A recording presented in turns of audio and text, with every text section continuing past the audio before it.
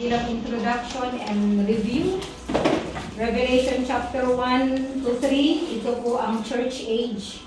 At nasaan po tayo ngayon? Nasa church age. Ito po ay na-augurate doon po sa Book of Acts. At nagpapatuloy po hanggang ngayon. And Revelation chapter 4, ito po ang rapture ng church. At naniniwala po tayo na this will be the next prophetic event na mangyayari. Wala po itong sign, bigla na lang po itong mangyayari. And Revelation chapter 5, after na na-rapture po tayo, there will be worship in heaven. At kasama po tayo sa nag-worship na ito. And then, in Revelation chapter 6 to 18, this is a series of events na tinatawag po natin na the tribulation period. Napakahaba po nito, no? Revelation chapter 6 Revelation chapter 6 hanggang doon po sa chapter 18. At narito po tayo sa chapter 10 ngayon. So, we believe that we are not going to undergo the tribulation period because we believe that Jesus is going to rapture His church. At tayo po yung church. Hindi po itong building na ito, kundi tayo. Tayo po ang church. Yung pong pinili, ang hinirang ng Diyos. And sadly, the non-believers will be left behind. Anong ibig sabihin ng non-believers? Those who rejected the Lord Jesus Christ sa lifetime na ito. And the tribulation period has 3 series of events at yan po ay pinag-aaralan po natin. We call it the septenary judgments because it is a set of 7. No? Number 1 is the 7 seals that are broken. The next is the 7 trumpets that are blown or sounded. And the third is the 7 bowls that are poured out. Napansin po natin, nung na-open yung 7th seal, nakabukas na yung libro. Tama? Pagbukas po ng 7th seal, yun po noon kasi ay scroll. Hindi po libro na kagaya nito, kundi scroll. Okay? And we call it book or biblion. So the 7th seal was broken at dun sa ika-7th seal, ang nangyari po ay nabuksan naman po yung andun po nakapaloob sa 7th seal yung 7 trumpets. At makikita rin po natin na pagkatapos ng 7 trumpets, doon po yung 7 bowls that will be poured out. At pag-aaralan po natin yan sa mga susunod.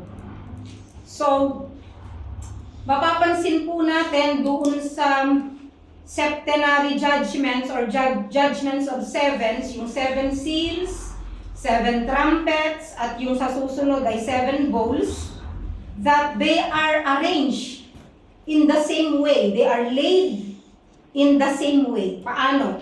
They are laid up in divisions of 4, followed by 3. The last 3 are always separated from the first 4. Kung mapapansin po ninyo, habang tayo po ay nag-aaral, nakaseparate yung 4 doon po sa 3. Okay? And then in each case, between the 6th and the 7th, there's an interlude. Diba? So mapapansin po natin, between the 6th and 7th seals, there was the interlude in chapter 7. Okay? And between the 6th and 7th bowls, na hindi pa natin natitake up, there will be an interlude from Revelation 16, verses 13 to 16. Magkakaroon ulit ng interlude dito. And here, while we are studying, between the 6th and 7th trumpets, there's an interlude that begins in chapter 10. Ito pong chapter 10 na to, and runs all the way down through chapter 11, verse 14. Bakit? Kasi po, ang blowing of the 7th trumpet will be in chapter 11, verse 15. Kung mapapansin po ninyo. So, titignan po natin yung ating Bible sa Revelation, and mapapansin nyo po ito na bakit may interludes. Because itong interlude na po ito po ang chance na binibigay po ng Diyos to extend His mercy to the unrepentant. But unfortunately, doon po sa Revelation chapter 9, verse 20 to 21, makita po natin that people will not repent. They will not repent of the 5 sins na nakasulat po doon. What are they? Idolatry, which is called demon worship. Ano pa po? Murders, sorcerers or drugs, immorality, and thefts. Ito po yung mga kasalanan na kung saan ang tao hindi po sila nagre-repent. Okay. Note also that Revelation 10, 11, and 12, pansinin po natin, ito po yung longest vision ni John. This is the longest vision written by John. And also, the longest interlude, makikita po ninyo ito, kagaya ng sinabi ko. This is the longest vision because we don't see the words, then I saw. At saka yung after all these things. Di ba? Yun yung tanda ng beginning ng vision. Di ba? Napag-aralan natin yon. Kapag nakita nyo po yung salitang then I saw, o kaya yung after these things, ibig sabihin, nag-i-start na makakita si John ng panibagong vision. At mapansin po natin dito, Revelation chapter 10, 11, 12, dire-diretso po ito. Iisang vision ito na nakita ni John. Ibig sabihin, hindi po ito hiwa-hiwalay. Ito po ay tuloy-tuloy. Pinaghiwalay-hiwalay lang po natin by chapter para po sa ating pag-aaralan. And then, makikita po natin yung next vision, Revelation chapter 13 na, verse 1.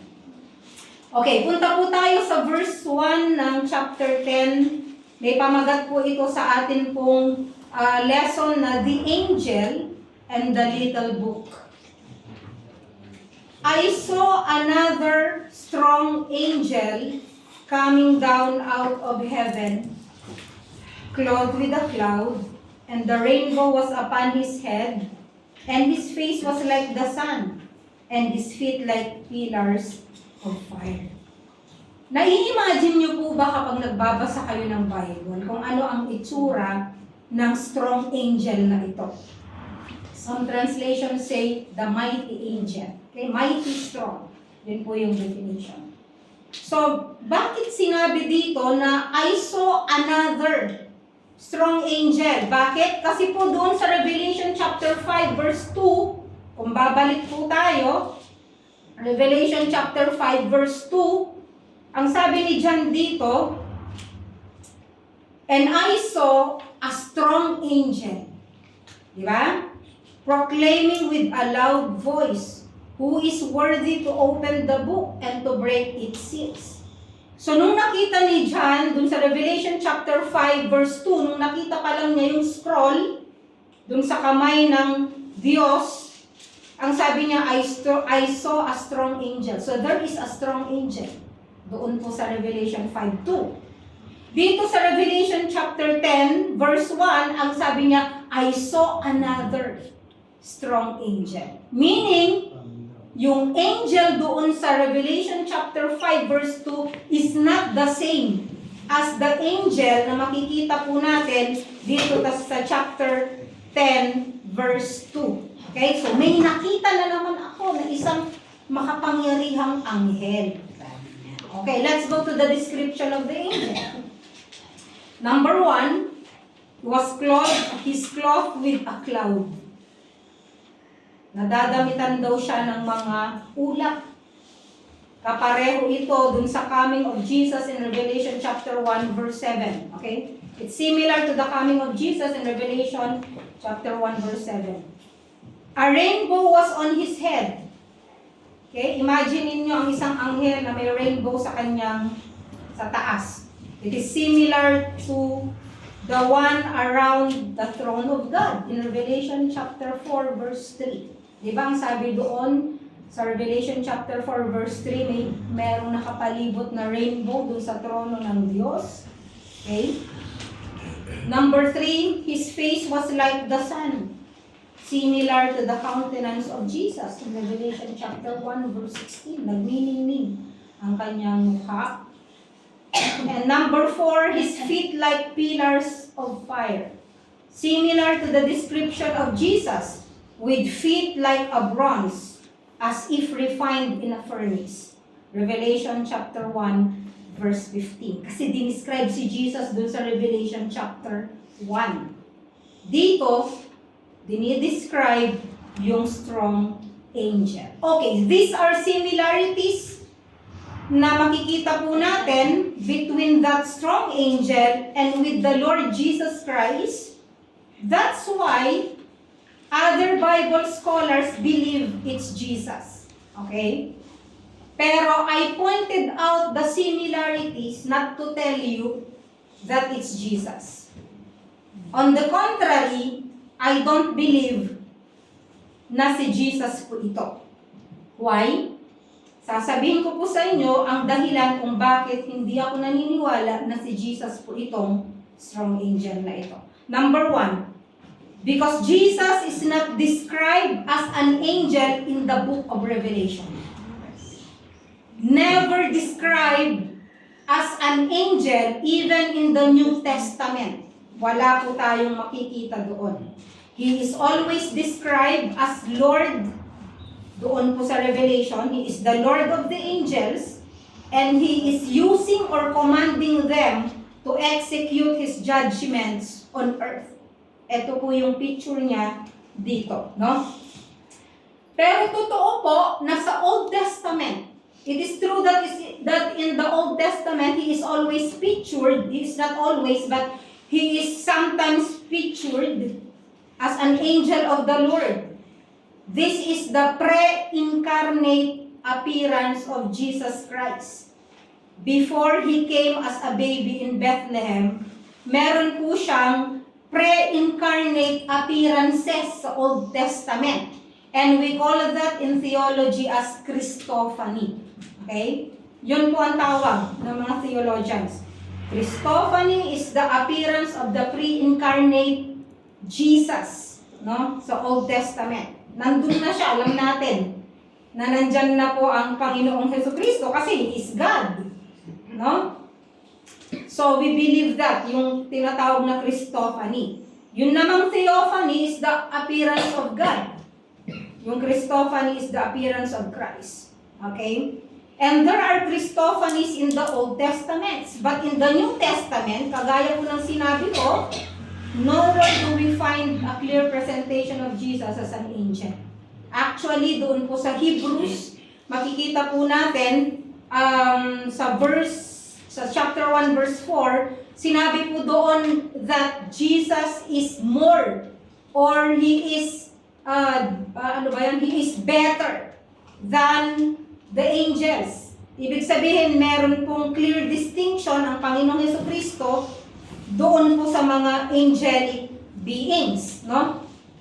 So, sa Revelation naman, He is always there as Lord and as Lamb. Bakit lamb? Because He wants us to know that He came as a lamb. The lamb who died for our sins. Pangalawa na reason bakit hindi ako naniniwalang si Jesus po ito, Revelation chapter 10 verse 1 din, John identifies this angel as another angel. The Greek word for the word another here is allos. Okay? Anong ibig sabihin ng allos? It means another of the same kind. Okay? Another of the same kind. What kind? Just like the angel in Revelation chapter 5 verse 2. Iba lang siya, pero the same kind. The same angel. If it were Jesus, John would have probably used the word heteros for the word another. No? Ang ibig sabihin ng heteros ay another of a different kind. Okay? Alam po natin na ang salitang Greek po ay specific. May mga words po sila na ginagamit, na kagaya po nung sinasabi ng Bible na love one another, bearing with one another, okay? Be submissive to one another. Okay? Anong ibig sabihin nung one another na yun? Yung another doon, hindi siya heteros, hindi rin siya allos, kundi allelon. Ibig sabihin, yung word na another, ginagamit po yan ng iba't ibang paraan, depende sa kung anong gustong sabihin. So sa case na ito, sa verse 2, ang ginamit po ay allos. Ibig sabihin, it's not the Lord Jesus Christ. Dahil kung ang Lord Jesus Christ, ibig sabihin, iba siya. Hindi siya kagaya ng angel na dinescribe doon sa Revelation chapter 5, verse 2. Okay, pangatlo. Doon po sa Revelation chapter 10, verse 1, ang sabi po dito, I saw another strong angel coming down out of heaven. Ano pong nakita ni John? He is coming down of heaven. If it is the Lord Jesus Christ, may problema po tayo dito. Bakit? Kasi mangyayari parang meron na siyang second coming. Which is hindi pwedeng mangyari because we are between trumpet number 6 and trumpet number 7, and we are still in tribulation period. Therefore, if He was coming from heaven, dito sa sitwasyon na ito, edi merong third coming. Yun po ang problema. That's why I believe that this is not the Lord Jesus Christ. Because the second coming of the Lord Jesus Christ will still be at the end of the tribulation period. Saang chapter yon? Revelation chapter 19. Okay? Kasi ang Revelation chapter 6 hanggang 18 is picture po ito ng tribulation period. Okay. Pang-apat. Revelation chapter 10 verses 5 to 6. Punta po tayo dito. Then the angel whom I saw standing on the sea and on the land, anong ginawa niya? Lifted up his right hand to heaven and swore by him who lives forever and ever, who created heaven and the things in it, and the earth and the things in it, and the sea and the things in it, that there will be delay no longer. Anong ginawa ng angel? Tinaas niya po yung kanyang kanang kamay, and he swore. Saan siya nanumpa? Doon daw sa may gumawa ng lahat. Ng langit at lupa, ng sea at lahat. Okay. Paanong manunumpa yung gumawa ng lahat ng bagay? And that is the Lord Jesus Christ. So kapag babasahin po natin maigi ito, makikita natin that it is not possible that Jesus will be swearing. Okay? Meron po akong isang pastor na nabasa na ang sabi niya, very famous siya, nakikita ko yung writings po niya sa Google, at naniniwala siya na hindi na ito daw angel na ito is the Lord Jesus Christ. Hindi nga ako makapaniwala nung sinulat niya yon. Mamaya ko na lang sabihin sa inyo. Okay. So, it is a very strange thing to think of the Lord Jesus Christ making the oath that the angel makes. So, ito po yung angel. Pag-aaralan po natin itong angel na to. Who is the strong angel? Hindi ko alam kung sino ito. But we have speculations. Okay? Based po sa mga pag-aaral. Definitely, he is not one of the 7 trumpet angels. Hindi po siya kasama doon sa trumpet angels. Hindi rin po siya kasama doon sa doon po sa presence angels. Another angel po siya, pero ang sabi strong angel siya. Okay? Probably, but not definitely, I believe that it is Michael. Michael the archangel. Okay? Anong ibig sabihin ng archangel? It is from the Greek word arkangelos, which means chief angel. Because Michael in Hebrew means Mikael, na ang ibig niyang sabihin ay who is like God.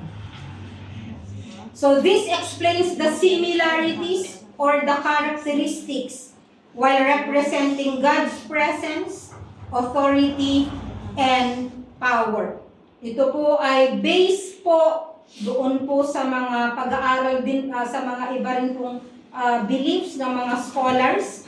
Of course, hindi natin alam kung sino ito, but dahil ang pangalan po ni Michael sa Hebrew ay who is like God, Mikael. Kaya naniniwala po sila na siya po ito.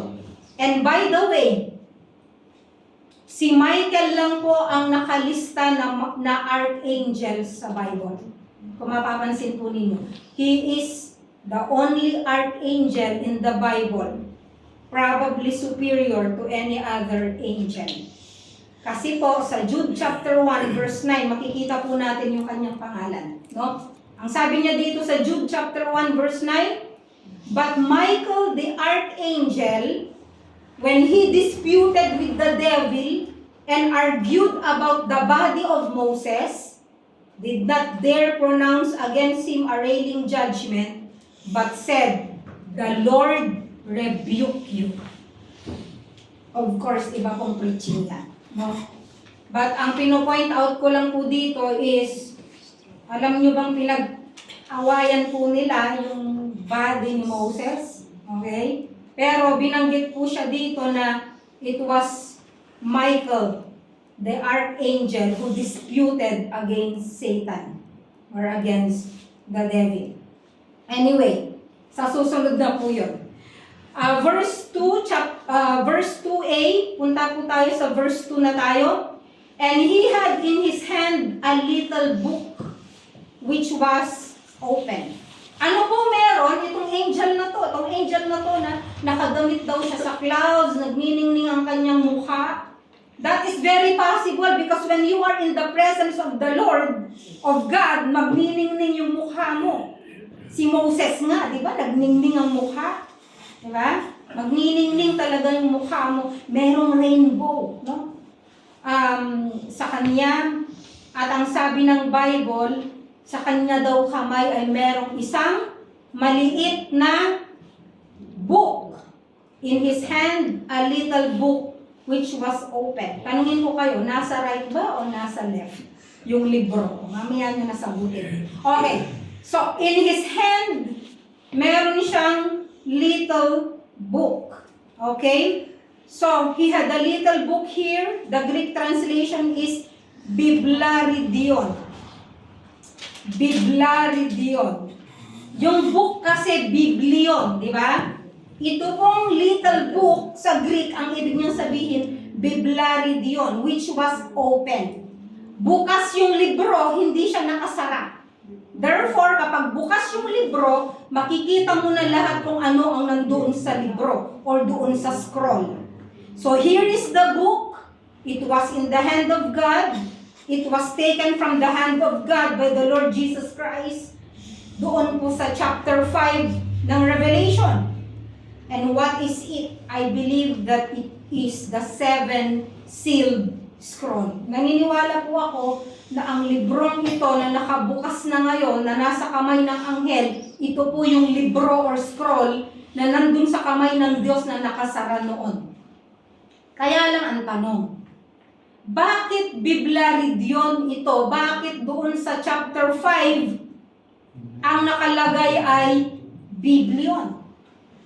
And we all agreed before that that scroll or that book represented the title deed to the earth. Ito po yung title deed of the earth na inagaw po ay ni-usurp ng Diablo because of man's sin. Nakita po natin ito sa Jeremiah, di ba? Yung similarity. So Satan, the usurper, has possession of the universe hanggang ngayon. Until now, including the earth. But a day is coming when Christ will come to take it because He is the rightful heir. So the little scroll was unrolled one by one, di ba? Tinanggal yung seal, isa-isa. And every time na tinatanggal po ito, nagbubukas po ang book. And we believe na na-open na yung 7th seal. That's why it is already opened. So, makikita po natin that the rest of the judgments are already visible doon po sa scroll or doon po sa book. When the 7th seal is broken, we can see the 7 trumpets and we can also see the 7 bowls at makikita natin ang lahat ng judgment na mangyayari sa earth. And back to chapter 10 verse 2, the angel was holding a completely opened scroll. No? Ang tanong, why is it called a little book? Okay? Some say maybe it's a different book. No, ibang libro yun. Hindi ito yung libro na nakasara noon. Some say it's a different book but it's a related book. Baka ibang book pero related. Baka nandun yung mga judgments. Doon sa Revelation chapter 5 verse 1, ang sabi dito, I saw in the right hand of him who sat on the throne a book. Yung book doon, ang translation sa Greek, ano po? Biblion. Okay? Doon po sa Revelation chapter 10, verse 2, yung little book, ano po ang translation? Biblion. Okay? Punta po tayo sa Revelation chapter 10, verse 8. Ano po ang translation doon ng book? Pakihanap kung sinong may translation. Of course, alam ko po, pero para lang alam ninyo kung ano po ang translation. Revelation chapter 10 verse 8, nung sinabi po dito ng Diyos, then the voice which I heard from heaven, I heard again speaking with me and saying, go, take the book which is open in the hand of the angel who stands on the sea and on the land. What is the translation of the word book there? Biblion. So, it's the same book. Ang tanong, bakit pinaliit? Okay? Because here in this verse, yung Biblaridion, ang ibig pong sabihin nun ay, it's a diminutive form. Ibig sabihin, pinaliit, pero it's the same thing. It is describing the same book as a little one. It doesn't mean it's a different scroll. Pareho lang. It was made smaller. Why? For symbolism. Why? Because John is going to eat it. Kakainin niya mamaya yung book na yun. Ibig po. Kapag malaki, mahirapan siyang mag-ubos ng book na yun. No. Pero yun lang yung point ko. It's kahit na magkaiba, yung translation ng unang nakita nyo, nakita natin na it's the same Biblion, it's the same book. And yun pong word na open, anoigo, it means it's an open scroll, it is open, and it remains open. Ito yung pong meaning niya. It is emphatic. Punta na po tayo sa verse 2, B. He placed his right foot on the sea and his left on the land. Ito pong ginawa ng angel, yung kanang paa nasa sea, yung kaliwa ay nasa land. What is the meaning of this? We remember that he represents God, no, sa time na ito. This angel, ibig sabihin, lahat ng bagay ay pang-aari niya. Ganun lang kasimple po yun. And verse 3, he cried out with a loud voice as when a lion roars. It describes the voice of God. And it was described also by David in Psalms chapter 29 verses 3 to 9. Doon po sa binasa kanina sa ating invocation. David's description of the voice of God, he described it 7 times about the voice of the Lord. At hindi ko na po uulitin yon. Nabasa po natin kanina. So when the 7 peals of thunder had spoken, ang sabi ng verse 4, I was about to write. Ang sabi ni John, nung narinig niya po yung message ng 7 peals of thunder, magsusulat na siya. Bakit siya magsusulat? Kasi yun pong utos ng Diyos sa kanya, Revelation chapter 1, verse 11. At saka Revelation chapter 1, verse 19, God said, write. The things which you have seen, write. Kaya ako nga pinapakita sa iyo ang vision na ito, sabi ng Diyos, is because I want you to write. Kaya lang, pagdating po dito sa verse 4, ang sabi ng Bible, I was about to write. Sabi niya, and I heard a voice from heaven saying, seal up the things which the 7 peals of thunder have spoken, and do not write. Huwag kang magsusulat. Yun ang sabi ko sa kanya. No? So, hindi siya nagsulat. An example po dito ay sa Daniel chapter 8, no? Sa verses 26 to 27. Ang sabi ng Lord dito, but keep the vision secret. Don't tell people. Nung time na yun, ang sabi ng Lord sa kanya, keep the vision secret. Huwag mong sasabihin sa kahit na kanino. Pero inireveal ng Lord ito. Sa Book of Revelation, ang ginamit niya po ay si John. Daniel chapter 12 verse 9, ang sabi dito, go your way, Daniel, these words are concealed and sealed up until the end time. So there are times when God does not want us to know everything. Hindi po lahat ng bagay ay nire-reveal ng Diyos sa atin. Kung minsan nakatago po sa atin forever, kung minsan nakatago po sa atin pero in the right time, nire-reveal po ng Diyos sa atin. May mga bagay na hindi mo kailangang malaman. Kagaya ng ano? Mahirap. Mahirap na alam natin ang lahat. Paano kung nalaman ko mamaya mamamatay ako, di-discourage ako ngayon, hindi ako makangiti. Di ba? Paano kung malalaman ko na pagkatapos mo palang ikasal, yung asawa mo mamamatay na next month, pakakasalan mo pa ba? Hindi na. So may mga bagay na ang Diyos na lang po ang nakakaalam. At hayaan po natin na hindi na natin ito malaman. Sabi nga, the secret things belong to the Lord. Nakalagay sa Deuteronomy. Okay? The secret things belong to the Lord.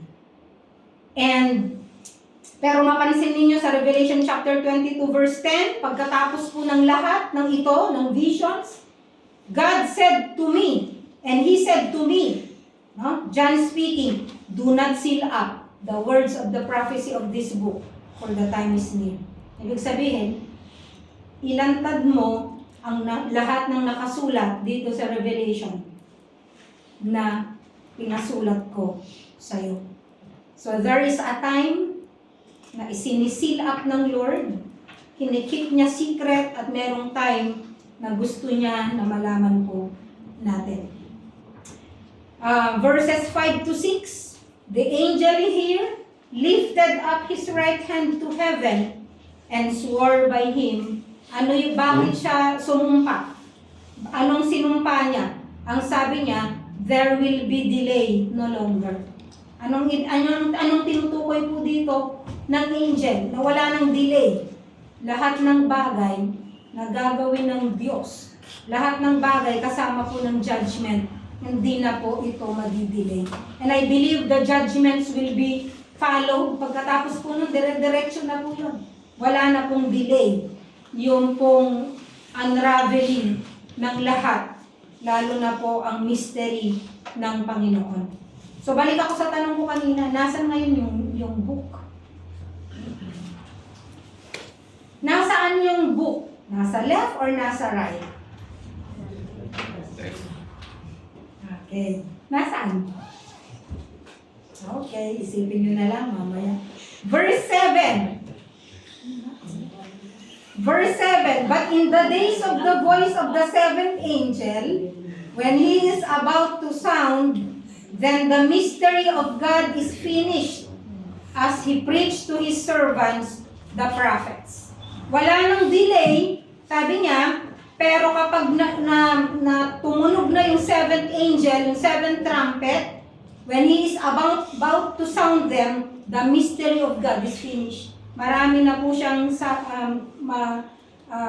lahat po ng mystery, lahat ng mga bagay na nakasil ay i-reveal na po ng Diyos. And actually, marami na pong revelation ang Diyos sa buhay po natin. Anong ibig sabihin ng mystery? Ang ibig sabihin ng mystery ay galing sa word na mysterion, which means to shut or to close. The point there is the mysteries hidden in the past are now revealed in the New Testament. And the New Testament reveals many of them. Ano yung mga mysteries na ni-reveal sa New Testament?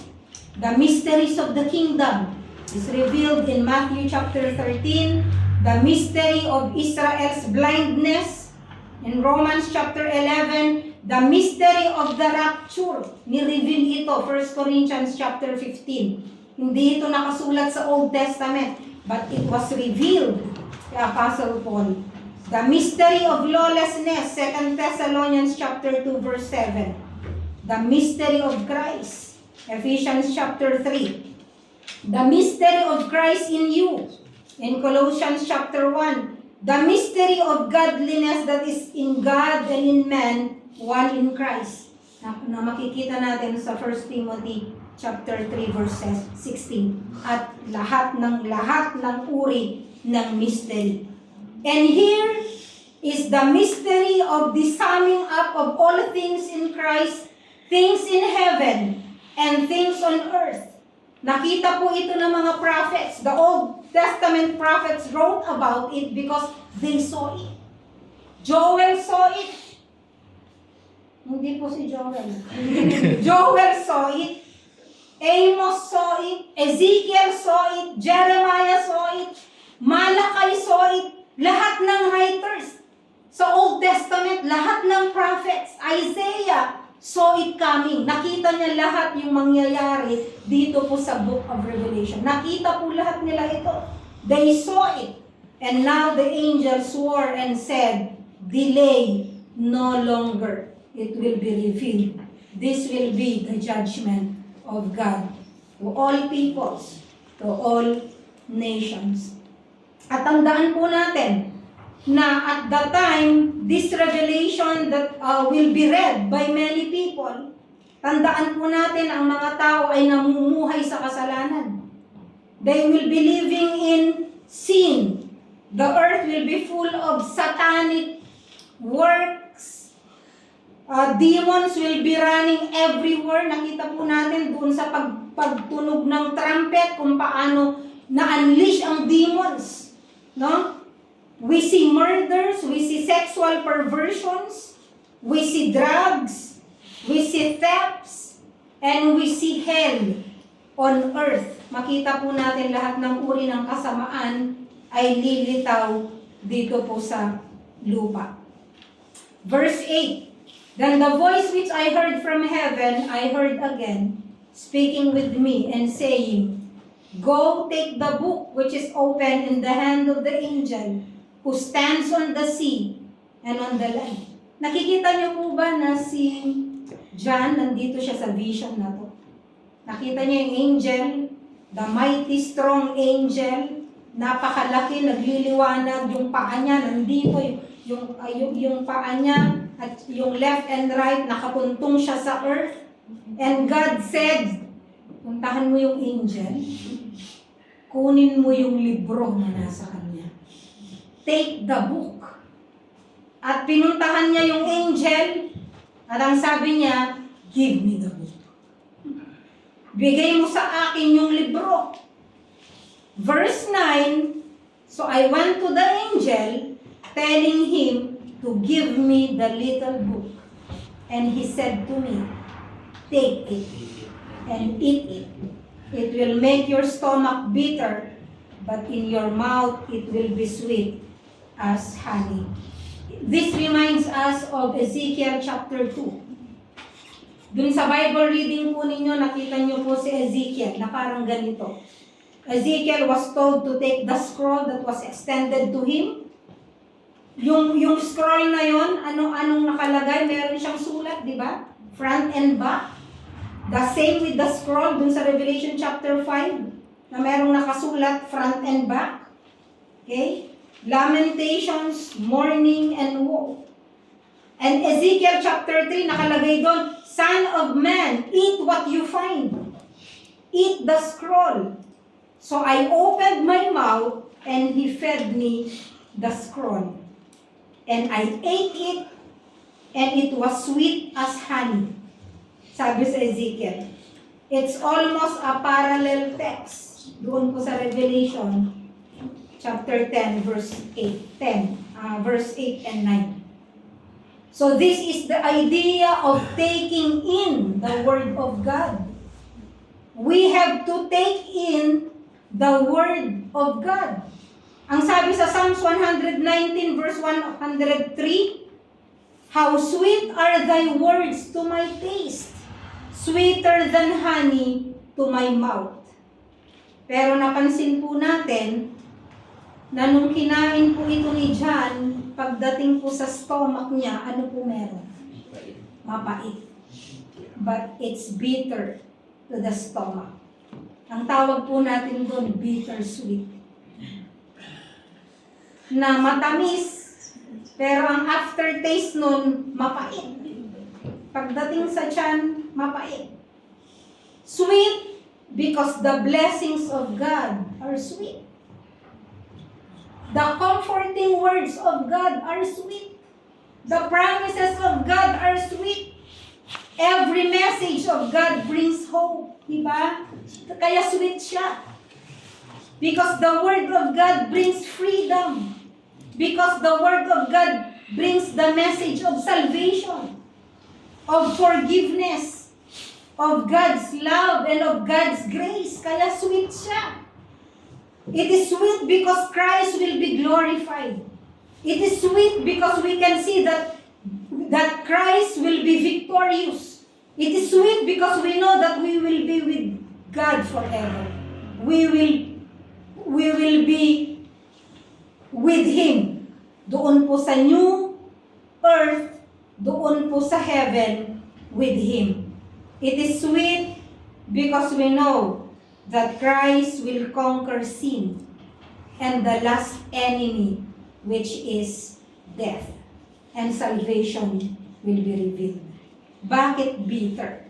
Bitter because of the wrath of God. Bitter because of the judgment. It also means blood, vengeance, and hell. Anyone who loves Christ, tayo po yun. Nare-relate po natin yung na-experience ni John. Na bagamat matamis ang Word of God, alam po natin na ito po ay merong kapaitan. No? That's why we were also commissioned by God. Dito po makita po natin sa verse 11, I believe that this is the commissioning of John, and they said to me, You must prophesy again concerning many peoples and nations and tongues and kings. Pansinin po ninyo yung word na they. And they said to me, You must prophesy again concerning many peoples and nations and tongues and kings. Ibig sabihin, inuutusan po si John na ibahagi ang salita ng Diyos sa lahat po ng tao. What does that mean? Warn men. Warn them. Okay? Tell them of the sweet, but tell them also of the bitter. Tell them what's in the seventh trumpet. Sabihin mo kung ano ang mangyayari pag na-blow ang lahat ng trumpets na ito. Tell them what's in the seventh bowl and all the ones preceding it. Tell them about the seals. Tell them about the judgment of God. Hindi lang po yung sweet ang ibabahagi po natin sa mga tao, kundi kailangan nilang marinig yung katotohanan. That there is judgment. Meron pong judgment pagkatapos ng buhay na ito. Tell them to taste the honey so that they would avoid the bitter judgment of God. So this is an interlude of hope with a touch of bitterness, calling us all to evangelistic responsibility. It is God's commission to John, but I believe that it is also our responsibility and our call as Christians to preach the good news, to prophesy what is going to happen, and we must tell people what is coming. Kinakailangan malaman po nila ito. And may we be obedient to the call of God. First, to digest His Word. Kinakailangan bilang isang mananampalataya, you have to eat the Word of God. You have to digest the Word of God. Kinakailangan mong malasahan ang Word of God. Taste and see, sabi nga, that the Lord is good. Saan mo yun malalasahan? Sa Kanya pong salita. Digest the Word. Share it also to others. Para sa ganoon, magamit ka ng Diyos para ma-warn sila na merong pag-uukom na darating. And may we all be obedient to that call. Shall we pray? Heavenly Father, we thank you for your word. Salamat po na ito po ay ni-reveal niyo po sa amin. Thank you, Lord, for the book of Revelation. And thank you, Lord, for the entirety of the Bible that you have given us. Teach us, O Lord, and help us na magkaroon po kami ng delight na basahin po ang mga salita, to digest your word, para po mag-share po namin ang lahat ng ito, lalo na po sa hindi pa po mananampalataya. Tulungan niyo po kami, Panginoon, at bigyan ng karunungan, at bigyan niyo po kami ng compassion for the lost. This we pray in Jesus' name. Amen.